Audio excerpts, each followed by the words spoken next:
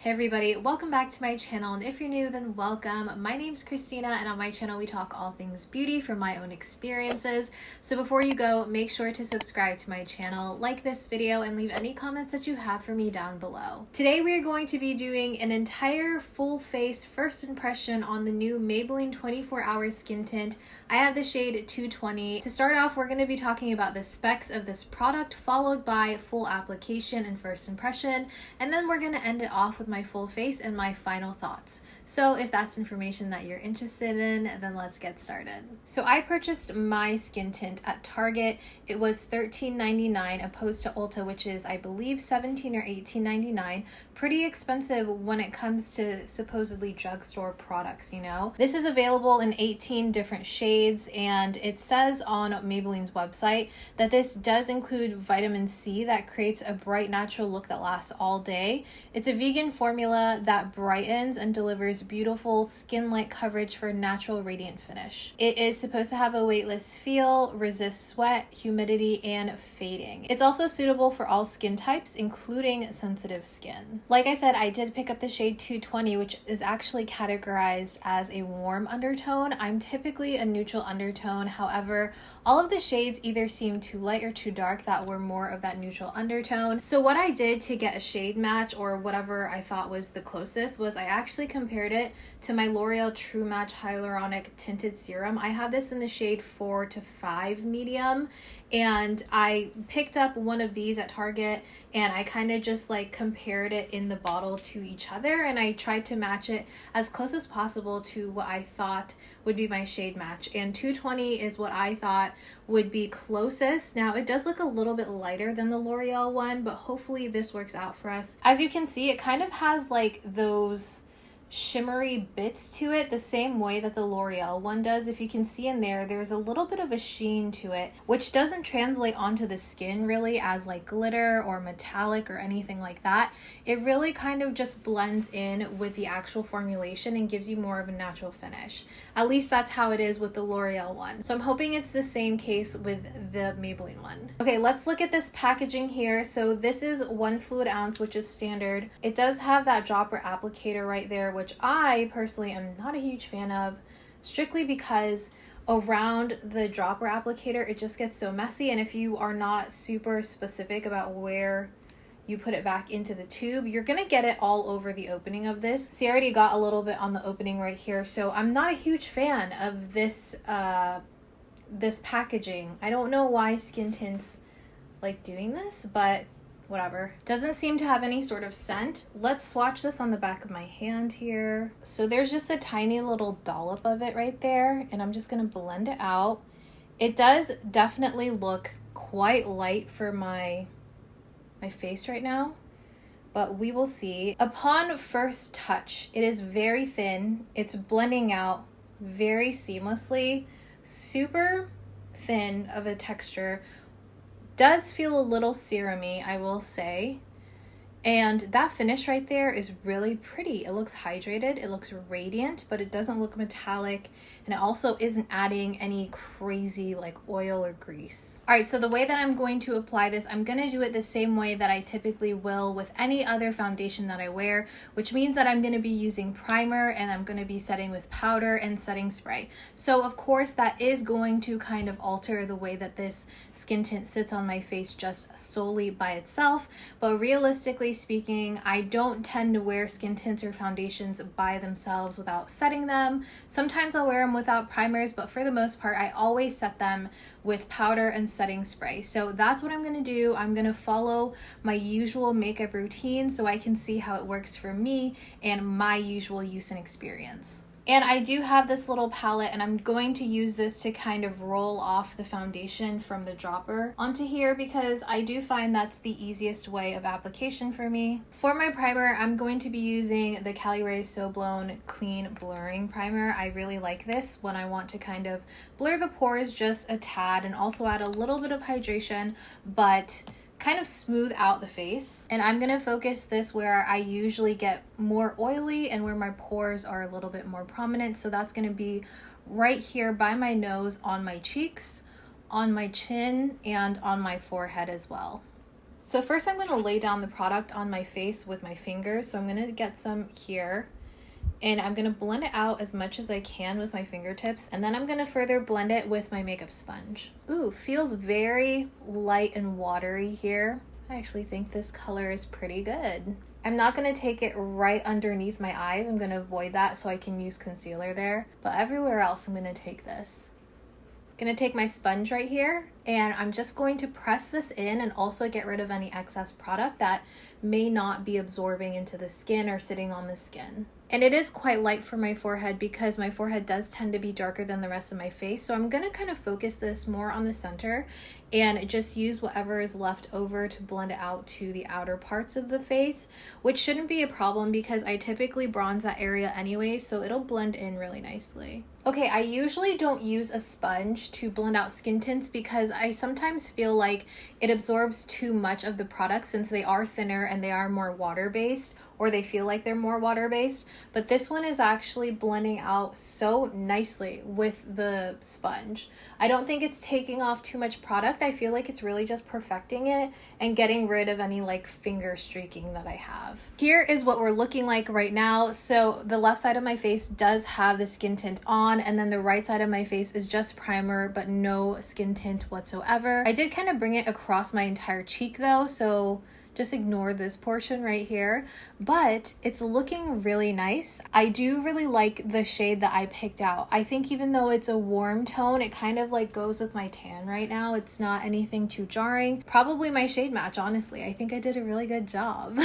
All right, I'm really pleased with the way that this is looking so far. So now we're gonna go ahead, do the same thing, apply it with my fingertips, and then I'm actually gonna blend this out with a brush this time. The brush I'm using is the Real Techniques Seamless Complexion Brush number 241. And the reason why I like this is it is a paw brush, so it does have more of that thin density, but it's also angled, so it's really nice to just get rid of all streaks and evenly apply product. All right, so here's the right side of my face blended out with a brush, and honestly I'm trying to kind of compare the sponge side and the brush side, and they're looking quite similar. I will say I think that maybe I have slightly more coverage on the side with a brush, which is very typical because usually your brush doesn't absorb as much product as your sponge may, but it's almost undetectable. And also I did kind of layer a little bit more of the skin tint, I feel like, right here on my active breakouts.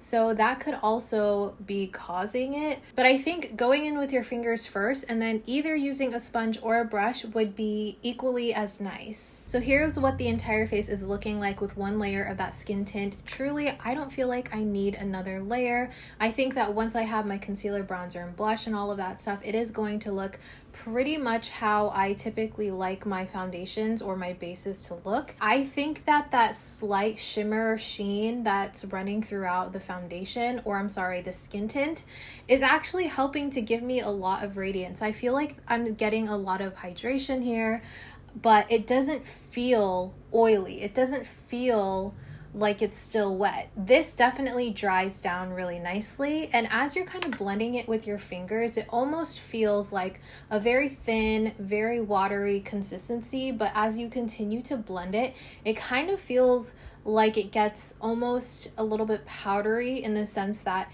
it doesn't feel like it's slipping around. I was not expecting it to feel that way, honestly, as I was applying it, but if I kind of brush my fingers on my face feels smooth. It almost feels like I have a slight layer of powder on already, but it doesn't look like I have any powder because my face still looks very hydrated and radiant. I think it looks good so far. So I'm gonna go ahead, put on the rest of my makeup, and then I'll be back to kind of talk about how it layers with all of my other products and my final thoughts. Okay guys, I'm back. Full face is on now, and I have a lot of thoughts about this. So first off, this is what the face is looking like. I did my usual cream bronzer blush and all of my concealers, cream corrector, and I set everything down with the correlating powders as well. So this is my finished look, and overall, I think that the complexion looks amazing.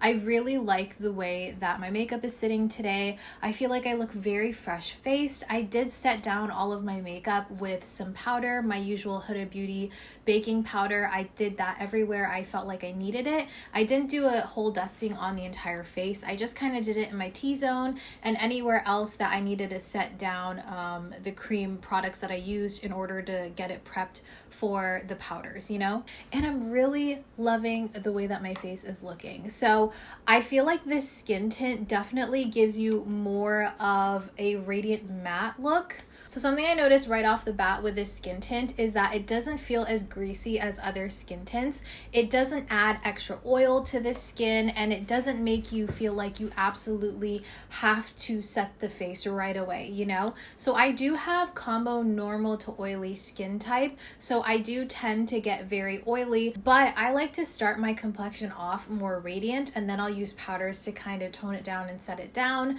because I feel like my makeup always looks better like that versus just using matte products for everything. This still gives you that radiant natural finish on the skin. Like your face still looks very radiant and hydrated and kind of glowy. However, it doesn't feel like that. It almost feels like it self-sets just a tiny bit. Like I mentioned, it does kind of feel a little bit like it turns into some sort of like powder substance as you're blending it into the skin, and then it sets down and gives you the look of radiance, but it doesn't feel greasy, it doesn't feel heavy, it still has that really nice lightweight finish.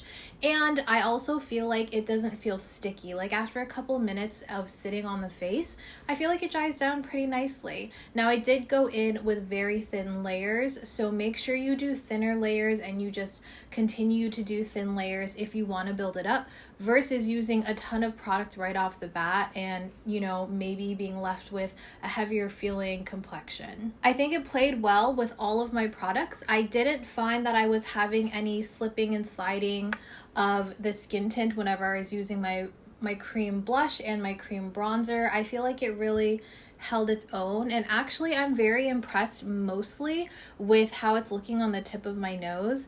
Foundations, usually when they're more full coverage or even when they're more on the matte side of things, they do kind of emphasize the texture that I have on the tip of my nose, or it doesn't cover my nose evenly.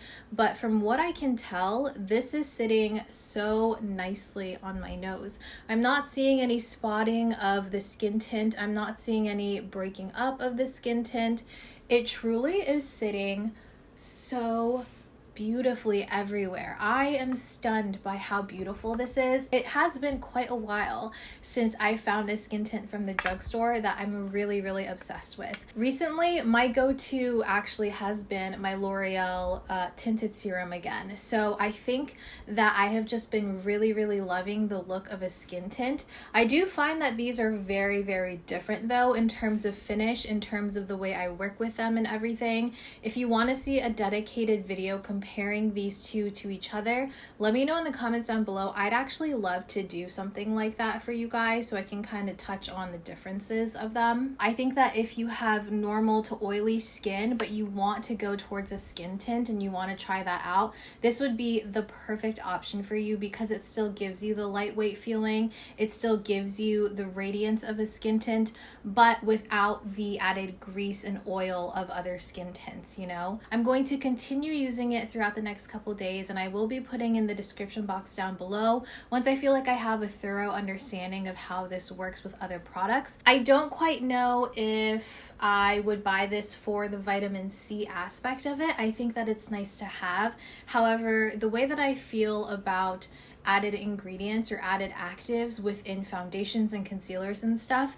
I feel like you definitely need to use the actual skincare products in order to get those benefits, because when it comes to cosmetics like these, you have to use the right amount, like daily, consistently, you know, so that's a little harder to track. I would get this mainly for the way that it feels, the way that it looks on the skin. Even though I think that this does have more of a natural matte finish, I guess I would say, like a radiant matte finish, I still think that this would be good for people with normal skin type, and I think that this would also look good with people that have like slightly dry skin, because you don't necessarily have to powder your skin with this. It will kind of self-set on its own, so maybe try it that way. I don't know how it would act with extra dry skin, and I don't know how it would react with extra oily skin, so keep that in mind.